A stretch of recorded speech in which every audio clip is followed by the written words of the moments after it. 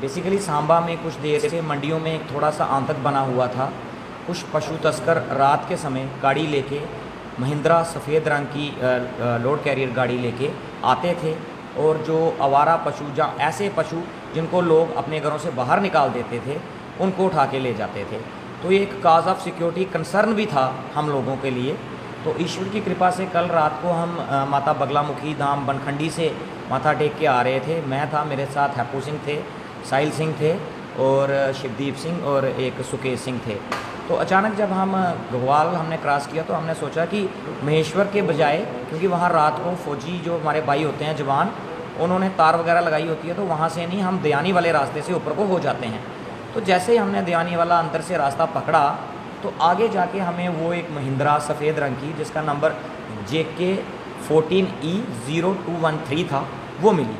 उसमें एक ड्राइवर बैठा हुआ था, दो बंदे वहाँ पे कोई 10-15 पशु बैठे हुए थे, कुछ खड़े थे। तो उनमें से दो जो एक विशेष समुदाय के आदमी थे वो उठाने की कोशिश कर रहे थे। जैसे ही हमारी गाड़ी उनके सामने आई तो वो खड़े हो गए। तो हमने उनको पूछा कि इतनी रात को आप लोग यहाँ कर क्या रहे हो? तो वो घबरा गए और कहने लगे कि नहीं, हमारी गाड़ी टायर ख़राब हो गया है।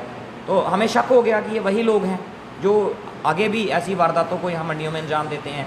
तो मैंने अपने साथियों से कहा कि आप उतरो, इनको पकड़ो और पुलिस में खबर दो और लोगों को मंडियों से बुलाओ।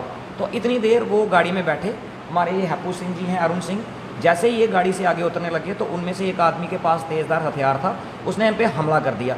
पर माता रानी की कृपा से बीच में वो गाड़ी की खिड़की थी जो खोली थी, उसकी वजह से इनका बीच बचाव हो गया। जैसे ही ये वापस गाड़ी में बैठे उन्होंने गाड़ी घुमाई और हमारे ऊपर आ गए। वो बड़ी मुश्किल से हम साइड पे हुए तो वो निकल गए। हमने गाड़ी वहाँ से रिवर्स की, तुरंत हमने PCR में फ़ोन किया कि ऐसे ऐसे ये गाड़ी हमने ट्रेस की है, हम इसका पीछा करते हैं, आप अपने नाके दोनों साइड अलर्ट कर दीजिए।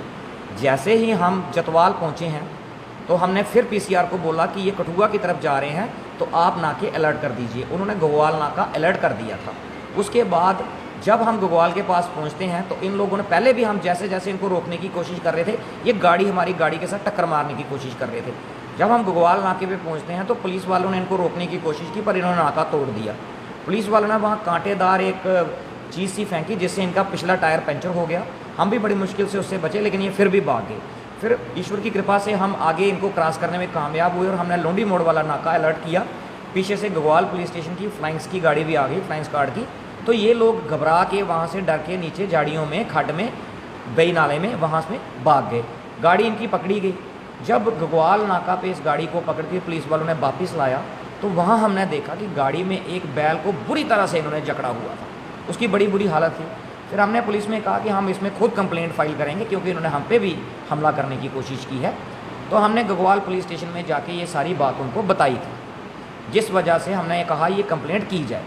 आप लोगों को आज तकलीफ़ देने का हमारा जो मेन मकसद था वो ये है कि एक तो ये देखिए कि बड़ी देर से ये जो वुमेन स्मगलिंग सांबा में हो रही है, इससे माहौल भी अशांत होता है, डिस्टर्बेंस होती है।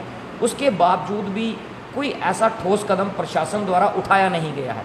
ये मैं इसलिए बोल रहा हूँ क्योंकि आज से पहले जब चेंज ऑफ लॉ हमारी यूनियन टेरिटरी बनी है, चेंज ऑफ लॉ हुआ है, उससे पहले वुमेन स्मगलिंग में जो ऑफेंस बनते थे वो नॉन बेलेबल थे। इनकी खिंचाई होती थी ऐसे लोगों की, इनके ऊपर PSA लगाने का प्रावधान था, इनकी गाड़ियों की कन्फिस्केशन करने का प्रावधान था।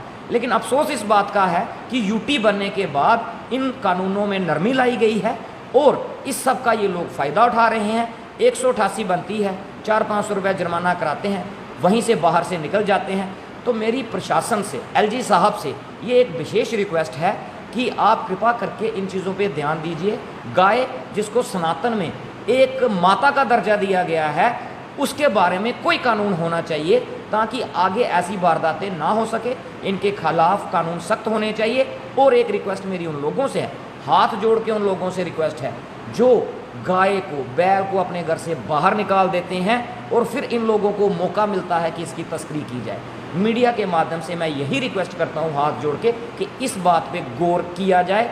और दूसरी बात सर, एक बात और जोड़ना चाहूँगा, ये जो हमें ये बंदे मिले हैं जहाँ से ये गाड़ियों में ये गाय वगैरह उठा रहे थे, ये बिल्कुल आर्मी एरिया महेश्वर कंटोनमेंट के बैक साइड की बात है। और अगर ये लोग वहाँ ये वारदात दे सकते हैं तो कल ये आर्मी एरिया जो कंटोनमेंट एरिया है, जो हमेशा मिलिटेंट्स के anti social anti national elements के टारगेट पे है, उसको भी नुकसान पहुंचा सकते हैं। तो लिहाजा यहाँ पे एटलीस्ट पेट्रोलिंग होनी चाहिए, ये मेरी रिक्वेस्ट है। कल जब गगवाल में हम कंप्लेंट देने गए थे तो वहाँ एक विवेक सिंह नाम के PSI साहब थे। हमने उन्हें कहा आप हमारी कंप्लेंट लिखिए, तो उन्होंने कहा कि चूँकि यहाँ से आप इस गाड़ी का पीछा करते हुए आए हैं, वो सांबा पुलिस स्टेशन की जुरिस्डिक्शन में एरिया पड़ता है, आपकी रिपोर्ट वहाँ होगी। तो हम उनके साथ हमने कोई ज़्यादा बहस वगैरह नहीं की, हमने कहा हम वहाँ रिपोर्ट देंगे, लेकिन ये आपकी रिस्पॉन्सिबिलिटी है अंडर लॉ, 0 FIR लगाना वहाँ पे।